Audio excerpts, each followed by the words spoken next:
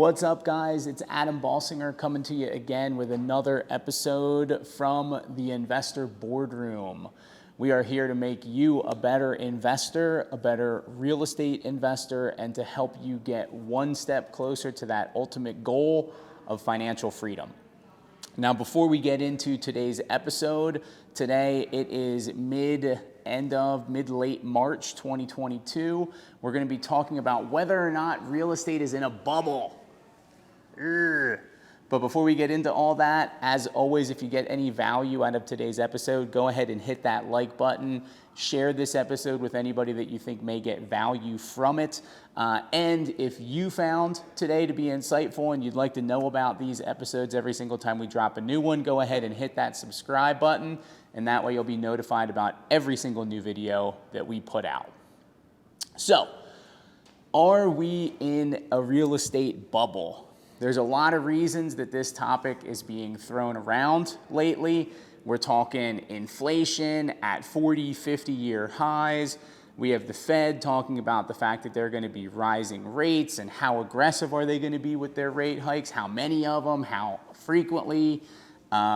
We've got global instability with Russia and Ukraine. And whenever we have a lot of these factors going on at the same time, right, especially if there's increased volatility in the stock market, you start to get these rumblings of real estate and are we in a bubble? And, I think it's a meaningful conversation and it makes sense that people would be having this conversation because real estate has really been kind of steadily increasing now for a decade, a little over a decade. The last time that we had any major issues in terms of real estate values was 08, 09, 10 from the financial crisis. And so it's not uncommon to see ebbs and flows in the real estate cycle every decade or so. So we're kind of on pace for this to happen. Plus, we have all of this instability going on around the world.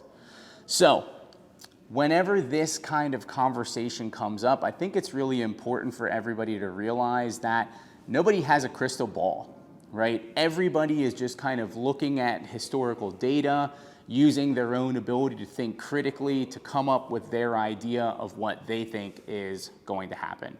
So I do not personally think we are at risk of any sort of major real estate bubble bursting. I don't think we're at risk in the residential market.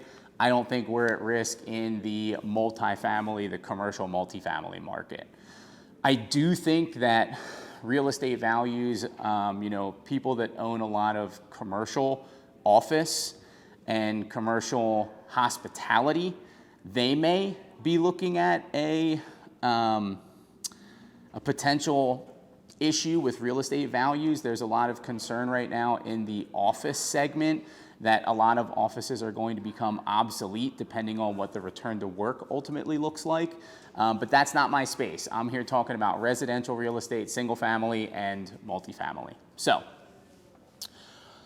I think the biggest cause for concern right now is the potential for rising interest rates. So why are rising interest rates a problem for real estate values? Well, the lower that your interest rates are, the more affordable your monthly mortgage payment is going to be, obviously, right? So as interest rates increase, what that means is if the prices don't change, now a monthly mortgage cost is incrementally increasing along with the interest rate. So frequently what you'll see is the prices will come down a little bit to offset essentially the increase in interest rates, right? Totally makes sense. Now, while I think that the increasing interest rates are going to impact real estate both on the residential and the multifamily side, I do not think that it's going to be cause for any sort of major price retraction because of an overall lack of supply. So in the past decade, there has been less residential real estate built than the previous 3 decades combined. Okay, so the past decade, fewer real estate built than the other 3 decades, each of those 3 decades, not combined, sorry, each of them individually. So while yes, you may have increasing interest rates and you may see some downward pressure on pricing both single family and multifamily, the lack of supply is actually going to put pressure the opposite direction, upward pressure on that pricing, because you have people out there fighting over the same assets, right? There's not enough quantity out there for that downward pressure to seriously impact things enough. You're going to have enough people out there looking to buy single family. You have a lot of institutional players out there right now buying single family. There's a lot of capital with all the money that's been printed over the past couple of years. There's a lot of money out there that's chasing yield from large institutions. And as there's more instability and increasing rates, I think it's going to negatively impact the stock market much more than it will real estate. And you'll actually see a lot of that capital flow into real estate, because real estate solves the basic human need of housing. And so you'll see some of that money flow into real estate. That'll help to stabilize those prices there in real estate. And I really think at most we're going to see a little bit of maybe a plateau or a flattening out. You're not going to see these insane double-digit percentage increases in value year over year. I think things will return more to a normal 2 to 6% increase in value. But that's kind of what I'm expecting to take place here with real estate over the foreseeable future.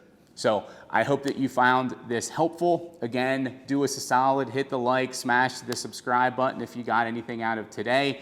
And again, our goal is to help you to get one step closer to financial freedom.